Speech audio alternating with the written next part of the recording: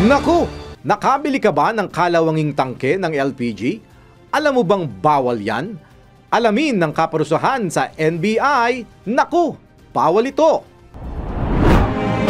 Alamin kung bawal o hindi. Dahil kung di mo alam to, kaso ang kakaharapin mo sa NBI. Naku! Bawal ito!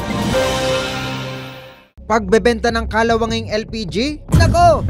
Bawal ito! Isa nga ang liquefied petroleum gas o LPG sa katuwang ng mga kusinero pagdating sa pagluluto. Pero paano kung pag-order mo ang idiniliver sa iyong tangke ay puro kalawang na at tila burado na ang brand at label nito? Nako! Bawal ito! Nakasaad sa Section 38 ng Republic Act 11592 o ang LPG Industry Regulation Act na mahigpit na ipinagbabawal ang pagbebenta ng mga LPG tank na may depekto, substandard at malayo na ang itsura sa bago. Binigyang din sa Section 40 na hindi inirekomenda ang pagre-refill sa mga lumang LPG lalo na kung wala na itong tatak o sira na ang tangke. Ayon din sa batas, hindi maaaring singilin ang mga consumer para sa bagong tangke dahil tungkulin ng LPG company ang mag-provide ng panibagong tangke. Kaya sa mga supplier at reseller dyan ng LPG, make sure na ang ibinebenta nyong tangke ay quality. Hindi nyo naman siguro ikakalugi ang pagsusupply